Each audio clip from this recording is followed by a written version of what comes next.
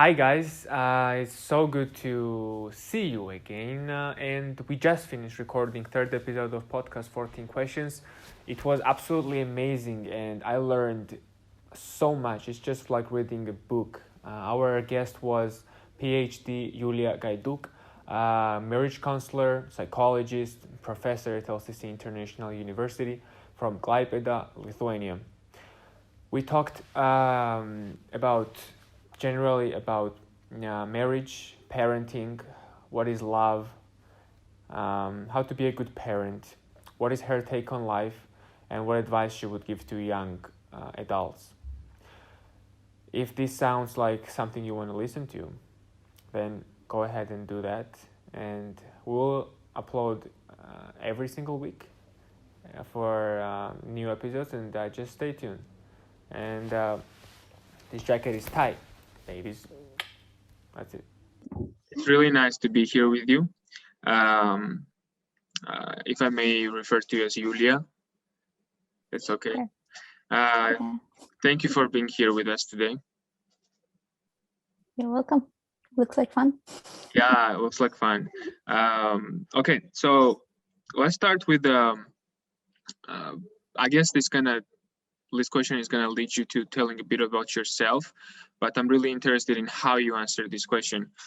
John Milliken, in the first episode of the podcast 14 questions, said that if I ask you, what's your story? I will be able to find a lot about you. So what's your story? How much time do we have? Yeah, well, it's really up to you. You see, that's the beauty of this question, that you will highlight kind of things that I guess is important for you, but we'll see. My story. I was born in 1977, previous century, in Klaipėda, while it was still Soviet Union. I went to school. I'm an only child. I went to school. In about 1993, I both met my future husband and believed in God. They happened together, those two events that are very important for my life. We got married in 96. We have 6 kids. Some are foster, some are adopted, one biological. Ages from 4 to 28. They keep changing, so yeah. 2 girls, 2 boys. 2 girls, 4 boys. I work at LCC. I teach, and I love doing that. I got my master's and Ph.D. in the States at Regent University.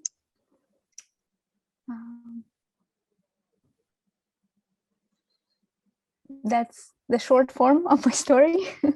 Super cool. So you mentioned you got Ph.D. as well?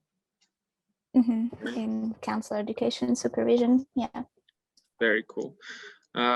Okay, so if you could offer a newborn child one piece of advice and they would remember it their whole life, what advice would you give them?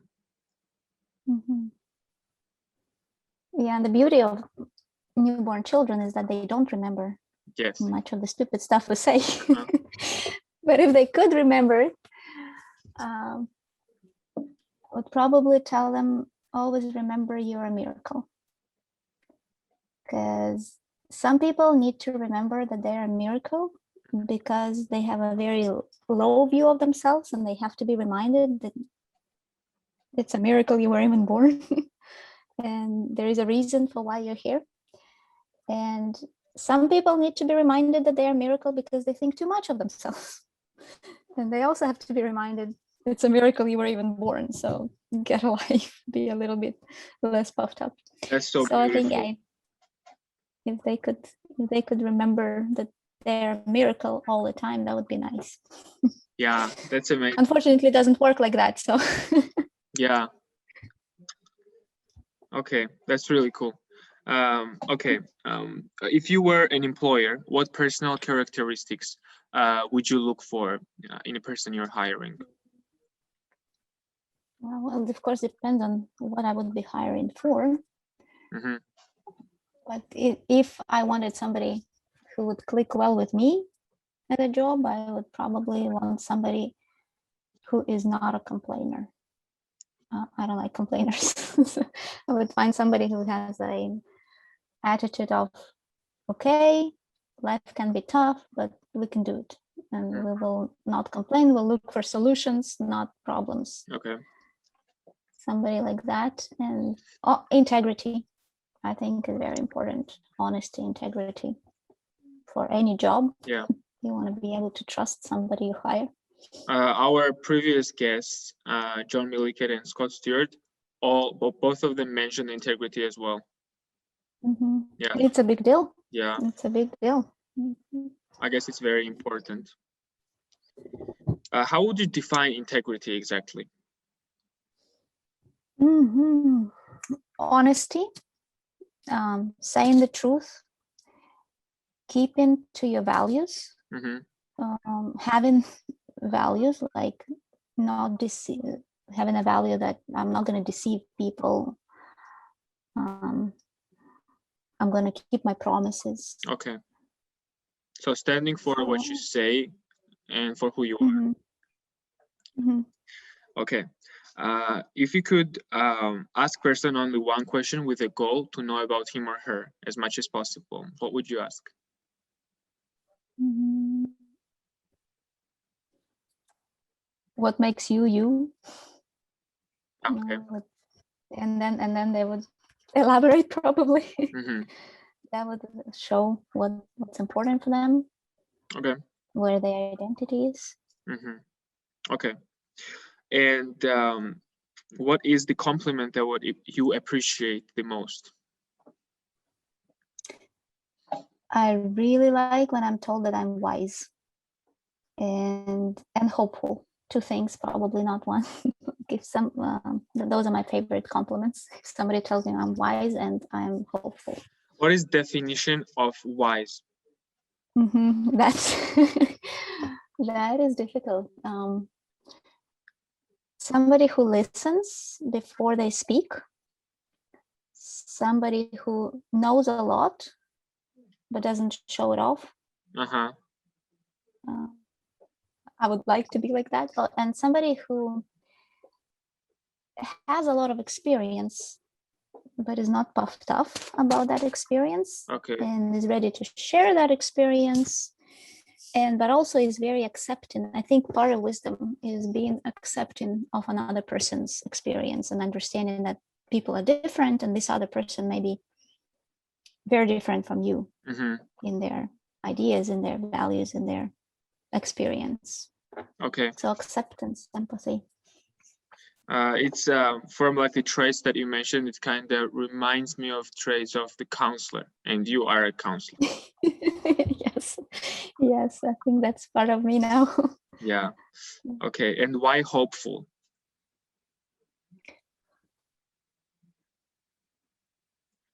I guess it's very scary to live without hope. And it's very sad to live without hope. So I would not want to lose hope, but I would also want to be somebody who encourages hope in others. Okay. I guess that's why. Very good. Very cool. All right. And now we move to second segment of the podcast, which is, I guess it's more of a discussion time, and we'll see. So when a young parent faces an issue of child aged 12 to 15 excessively playing video games, how should they act? Well, one thing I learned about parenting is that there are no clear-cut answers that will fit everyone. Okay, great. And even with a situation like this specific situation, I don't think there is a should something. There are several options. I think there might be several options. I think the first options would be to talk to the child, to have a relationship with them, to talk to them about what do you think is excessive and what do you think is not excessive. Okay. to ask them what they are finding in those games, what are they getting from those games, and maybe they can get it from somewhere else. Also telling them about my ideas about what's excessive. So it's kind of having a conversation with them. Or yeah, they're 12, they can talk. Yeah. I was one of the kids who had in this age excessive, I guess you can call it addiction or not. I'm not sure if that's correct term to use, but I was playing, for example, excessively video games. And this is my personal question as well, because I'm afraid that when I will be a parent and when I will have a child, I will not know how to like act, how to talk to him, how to kind of get him out of it. If that should be my goal. You will not know. You will not know. Okay. In parenting, there's so many situations where you don't know. So listening is a good guide. Trying to listen first, and then also telling them what you think about the situation. And you have a right to have an opinion, but they also have a right to not agree with your opinion. And you still can at this age tell them what to do. You have a right as an adult to tell them what to do, but they have a right to not like it. Yeah. So it will be a conflict. Okay. So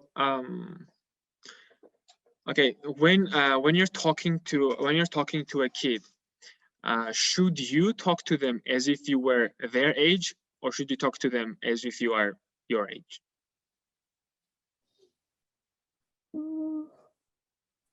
I think I need to talk to them from my age. Okay. From an adult position, but I should also listen to where they are coming from. Of course, when the child is 2, you want to use very simple sentences. Yeah. That is part of being an adult, and talking as an adult is understanding that this is a child and they need a simpler language.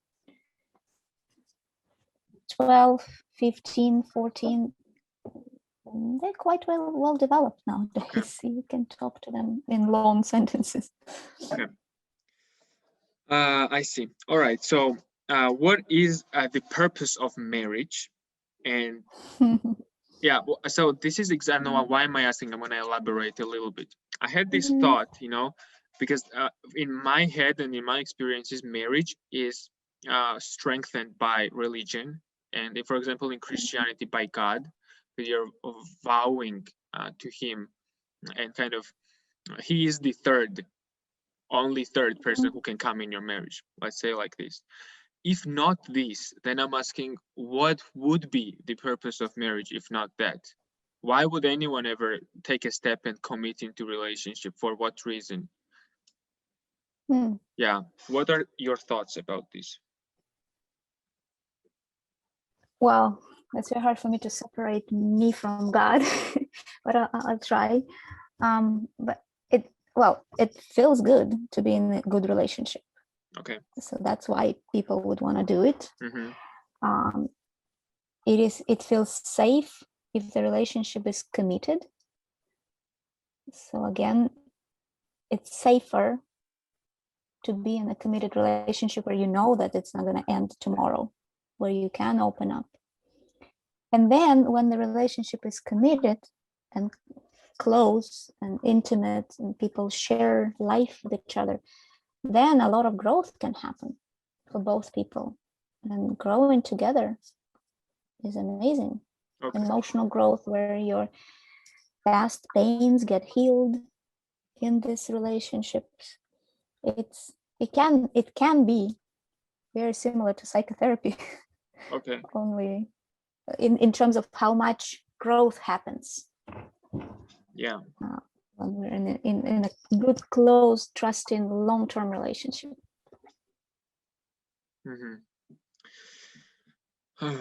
Okay. Yeah, it's interesting to see. I don't know, maybe I'm just kind of confused about this, but technically, you can do all that without getting married with the person you're committed Yes. to, right? With somebody, with somebody that you are in a long-term committed relationship. Okay. If you and if you're not married, but you are in this committed relationship, which is rare, then that can happen. That can happen with your brothers and sisters. That can happen with a friend. Yes, you're right. It's just marriage is not just a cultural and social construct. It really has a deeper meaning. In like civilization, marriage is mentioned in religions. Marriage is mentioned in Bible. It's not just what humans like kind of came up with, like they did with smartphone, right? It's something that has deeper and more like mysterious meaning. And this is just really a good field to explore, I guess. Yeah. I think because it's such an intimate relationship, so much, that's the mysterious part of it. So much healing can happen in a very close, intimate relationship. That, yes, it can happen in other situations, but it is more likely to happen in this union. Okay. And yes, culturally, it has been marriage. That adds to the commitment part, I think. The marriage idea adds to the commitment, tells you again, okay, this is a commitment. It's not going to end tomorrow. We can trust each other. Okay, let's, since we're talking about marriage, talk a bit about parenting. And well, I have the question, what is the best advice for parenting, which is super broad. But let's start a conversation about it. What would you say? And we can maybe continue from there. Yeah, if somebody would ask me, what's the best? Get support. Don't do it alone. Wow. Even if you are a single parent, don't do it alone. Have people help you. Would probably be number one for me. That sounds very wise, to be honest. and very wide. Yes, very wide. But I don't know any parent in who gets the support that you mean. You probably mean like support like from either a counselor or therapist or just family member or somebody. Yeah, family members, usually friends. Talk to somebody. Parenting, yeah, how do I phrase it? Hits or cuts the most painful places in you. Especially your self-esteem can really suffer. Not because kids are mean or awful, it's just because it's such a vulnerable and difficult experience raising another person. Yeah, it's a big deal if you think about it. Some people will say, no, I don't even want to do this. This is too hard. So it's so vulnerable. Then talking about it is very necessary, and it has the capacity of killing your self-esteem. Okay. It sounds extremely, it's like the biggest responsibility you will ever have in your life, because you're raising another human being who is going to interact, who is going to be happy, who is going to be sad, he's going to give suggestions, advices. I mean, so many things. It's like all of the things that we do. And it's like they're starting from a blank paper and we are kind of leading them.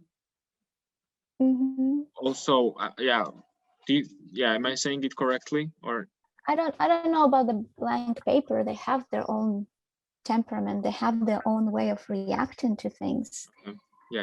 But what will happen is they will have issues, for sure. Whatever you do, however a wonderful parent you are, they will have issues because they are personalities. They will misinterpret you. They will not hear you. They will not listen to you. So they will have issues, and parents tend to attribute all the kids' issues to themselves. That's why they need to talk to somebody who will say, it's okay. That's not the only part of your life. you're not the only influence in their life. Mm-hmm. It's okay. Move on. Okay, very good point. And I guess it's the last question about this topic from leading this question, but what is the measurement of success of parent? Easy questions, right? Very easy. Yeah. Yeah, I can only give my opinion. Measurement of success. Well, some people say, if your child is still alive at the end of the day and they've eaten, that's success. Mm-hmm. And there are days like that when just keeping them alive is already success. If they grow up and still want to visit you, I would call that success. Yeah, that's so cool. Okay. All right, and the next question is from member of our community, I guess, if that's the right way to call it. Do you think marriage and routine kills love?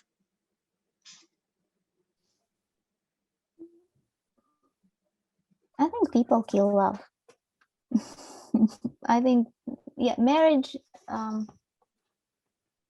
What is it? Just another way to say I'm committed. Mm-hmm.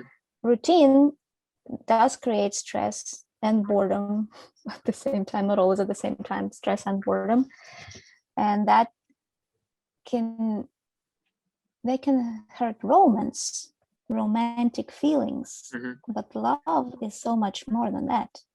Yeah. Than just being romantically attracted. I think so. I don't think it's possible for routine to kill love.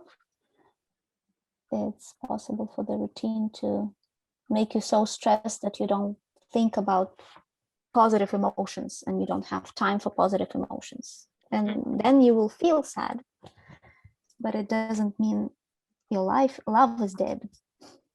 Okay. Thank you. And the question that I have been struggling myself to answer for a very, very long time. And I don't expect you to give me like an exact answer. Let's brainstorm a little bit. What is love? Like subjectively, what would you say? What is love? What is love?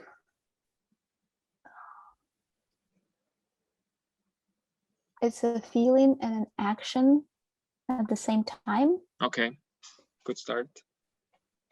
It's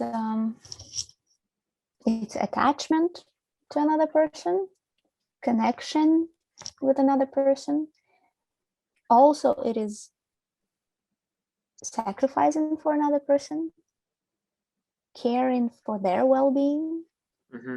I think that's love. Wanting to share with them is love. But most importantly, I think it's caring for another person's well-being. Okay. If you want a one-sentence answer to it. Yeah. Life question, that would be it. Yeah, thank you. So how do you manage time? And they ask this because they know that you have 6 kids, you're counseling, you are teaching, you have papers to grade. I mean, so many things. Mm-hmm. How do you manage time? I wish I was very good at it, but it looks like I'm managing time. People say, how do you have time for everything? And I always feel like I don't have time for everything. Mm-hmm. Part of managing time for me is delegating. There's some things I don't do. Mm-hmm. I ask others to do, and I have possibilities to do that. We have babysitters, we have our kids wash the dishes, so these things. Yeah. Delegating, planning, prioritizing. Okay. What's important? This is important. I do that. I do what's important first, and then everything else. Uh-huh. Say no to some things when I know that this is not going to fit my schedule. Okay. And fear and absence of wish to marry and have kids. Is it normal choice or three dots?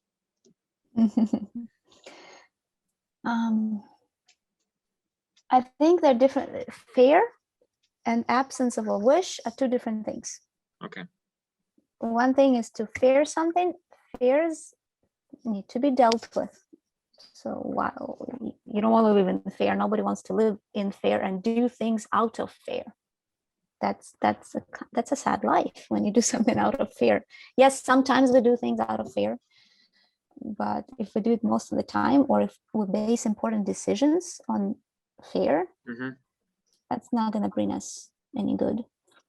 But when you don't want something, I don't think that's a problem. When you want something else, if you don't want to have kids, you want something else. Maybe there's another way for you to self-actualize. I don't think everybody should have kids. I don't think everybody should want to have kids or be married.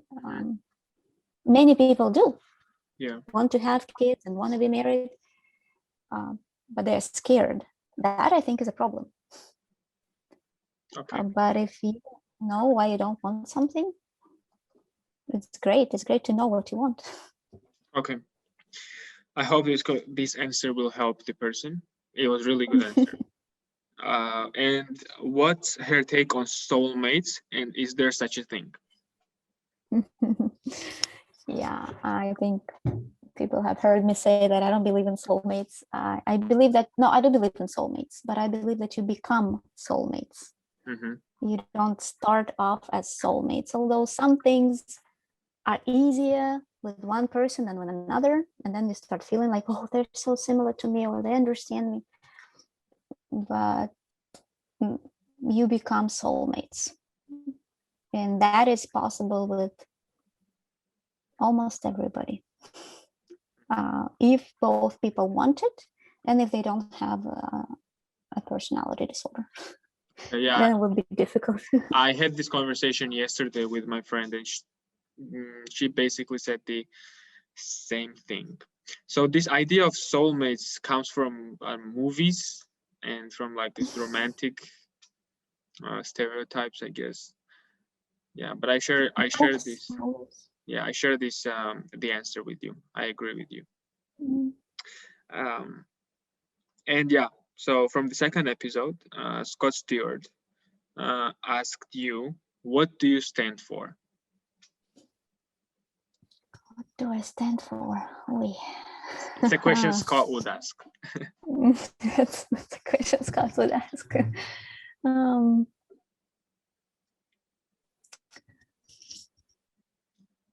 I stand for faith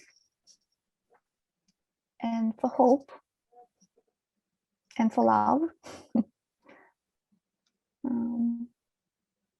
for family. And more specific, I stand for not having orphans, or for kids not living in orphanages.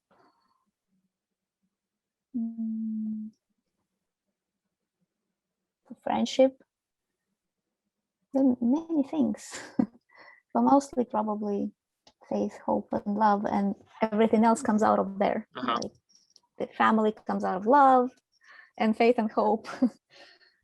Lack of orphan, not having orphans, comes out of those things too. Okay. And the last point is, if you can leave a question for the next guest, but you don't know who the next guest is. It's just if you can come up. Just any? Yeah, just anything.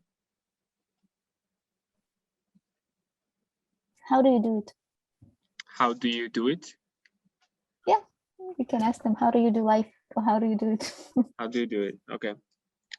I will make sure to ask him this question. Him or her. We don't know. Anyway, it was amazing to talk to you. I learned. I read a big, thick book by talking to you. Oh, really? I did. And I really hope people will take advices that you give. And I wanted to thank you for everything as a graduate of LCC International University and person who sneaked in your classes somehow. Yeah, I don't know how you do that. People can contact me in direct messages. I can teach you how to sneak in psychology classes when you're not psychology major. But students here have develop special feelings for different reasons to different professors. And if I told you are the only professor who people like, it would be a lie, obviously. But there are specific reasons why people really like you and respect you. And I admire your way of distinguishing respect and friendship. And I guess, in a word, being wise and being just helpful enough. I've heard from a lot of people behind your back that, I don't know, they admire you and they like you and they strive to be like you at some point in some ways. Sweet. Yeah, so thank you for everything, and I hope to keep in touch with you. And good luck to you. Good talking to you. All right. Thank you for watching, and this was the third episode of Podcast 14 Questions. I am Nika Metreveli, the founder of the podcast. And smash that like button and anyway, thank you guys.